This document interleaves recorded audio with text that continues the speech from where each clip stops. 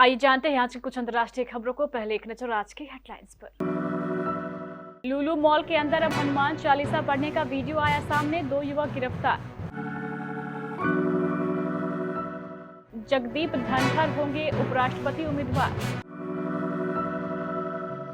NDA उम्मीदवार द्रौपदी मुर्मू के आगे कैसे कमजोर होती गई विपक्ष की एकता।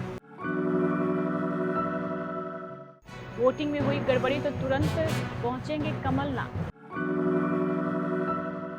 चीन में इस्लाम का स्वरूप कैसा होना चाहिए, राष्ट्रपति शी जिनपिंग ने कह दी बड़ी बात।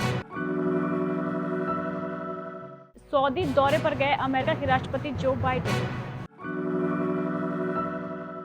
एचडीएफसी बैंक से जुड़े खाताधारकों की लगी लॉटरी।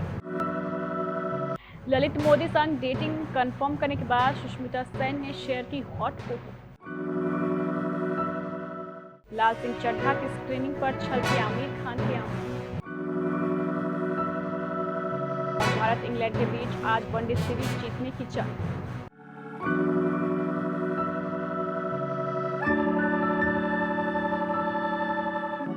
लखनऊ के लुलु मॉल में नमाज के बाद अब हनुमान चालीसा पढ़ने का वीडियो सामने आया है। लुलु मॉल के अंदर 2 युवक जय श्री राम का नारा लगाते हुए हनुमान चालीसा का पाठ करते नजर आए। मौके पर मौजूद मॉल की सिक्योरिटी ने दोनों युवकों को पकड़कर पुलिस के हवाले किया। पुलिस ने दोनों युवकों को अपनी हिरासत में लिया। इसके बाद आज लुलु मॉल पर पकड़े गए प्रदर्शनकारियों के साथ इन दोनों युवकों को भी न्यायिक हिरासत में भेज दिया गया है। बता दें कि उत्तर प्रदेश की राजधानी लखनऊ में बहुचर्चित लुलु मॉल में नमाज पढ़ने को लेकर विवाद हुआ था। राज्यपाल के तौर पर शपथ लेने के बाद से ही उनका राज्य सरकार और सत्तारूढ़ तृणमूल कांग्रेस के साथ विभिन्न मुद्दों पर टकराव का जो सिलसिला शुरू हुआ, वो हाल में महुआ मोइत्रा के काली विवाद तक जारी रहा। यही वजह रही कि शनिवार शाम जब उपराष्ट्रपति पद के उम्मीदवार के तौर पर उनके नाम का ऐलान किया गया तो राजनीतिक हलकों में किसी को ज्यादा हैरत नहीं हुई। तृणमूल कांग्रेस के एक वरिष्ठ नेता ने नाम न छापने की शर्त पर कहा, इसमें कुछ भी अप्रत्याशित नहीं है। धनखड़ जिस तरह बीजेपी के नेता के तौर पर काम कर रहे हैं, उनसे साफ हो गया था कि वो उपराष्ट्रपति बन सकते हैं। राष्ट्रपति चुनाव में बीजेपी ने एनडीए उम्मीदवार द्रौपदी मुर्मू की आदिवासी अस्मिता का सवाल इतनी मजबूती से उठा दिया कि कई गैर एनडीए दल भी द्रौपदी मुर्मू को वोट करने पर मजबूर हो गए। द्रौपदी मुर्मू की उम्मीदवारी बीजेपी के लिए ऐसा ट्रम्प कार्ड साबित हुई कि विपक्ष की एकता छिन्न भिन्न हो गई। यही वजह रही है कि शिवसेना, जनता दल, सेकुलर, झारखंड मुक्ति मोर्चा, ओपी राजभर की पार्टी, शुभासपा जैसी कट्टर एंटी बीजेपी पार्टियों ने आदिवासी पहचान के नाम पर द्रौपदी मुर्मू के पक्ष में वोट देने का ऐलान कर दिया।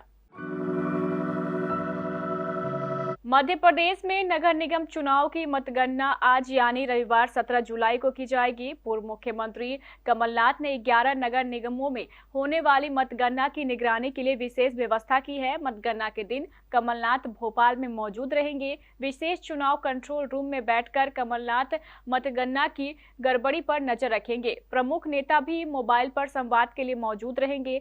जानकारी मध्य प्रदेश कांग्रेस कमेटी के मीडिया विभाग अध्यक्ष के मिश्रा ने दी है। चीन में इस्लाम का स्वरूप कैसा होना चाहिए, इसको लेकर राष्ट्रपति शी जिनपिंग ने बड़ा बयान दिया है। शी ने अपने अफसरों से इस सिद्धांत को कायम करने के लिए प्रयास तेज करने को कहा है कि चीन में इस्लाम का स्वरूप चीनी समाज के अनुरूप होना चाहिए।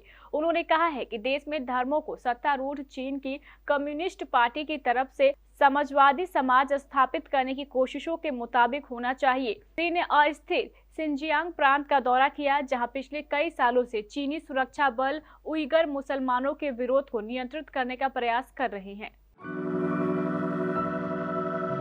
अमेरिका के राष्ट्रपति जो बाइडेन 9/11 हमले के बाद सऊदी अरब की यात्रा करने वाले पहले अमेरिकी राष्ट्रपति हैं।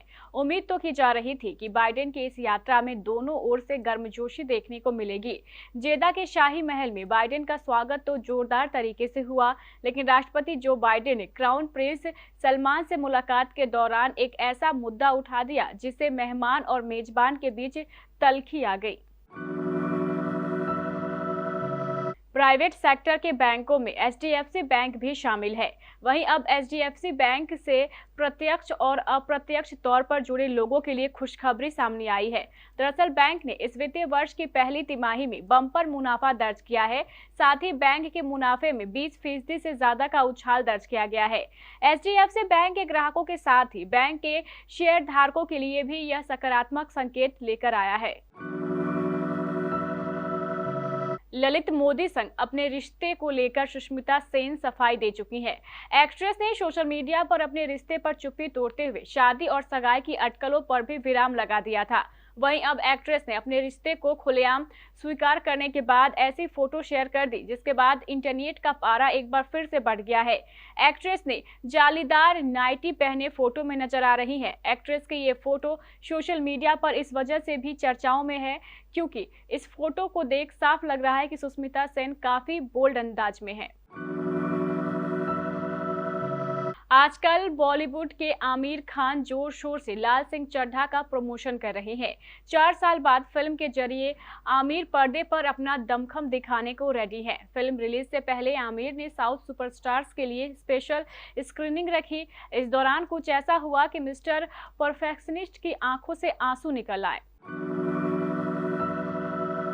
भारत और इंग्लैंड के बीच 3 मैचों की वनडे सीरीज का आखिरी मुकाबला आज यानी 17 जुलाई मैनचेस्टर के ओल्ड ट्रैफर्ड में खेला जाएगा। पहले मुकाबले में जहां भारत ने एक तरफा अंदाज में जीत हासिल की थी, वहीं दूसरे मैच में अंग्रेजों ने भी पलटवार करते हुए रोहित ब्रिगेड को पराजित किया था। अब टीम इंडिया इस निर्णायक मैच में जीत हासिल करके सीरीज पर कब्जा करना चाहेगी। कप्तान रोहित शर्मा और शिखर धवन की सलामी जोड़ी ने पहले वनडे मैच में शतकीय साझेदारी की थी, लेकिन लॉर्ड्स में आयोजित दूसरे मैच में दोनों खिलाड़ी फ्लॉप रहे थे।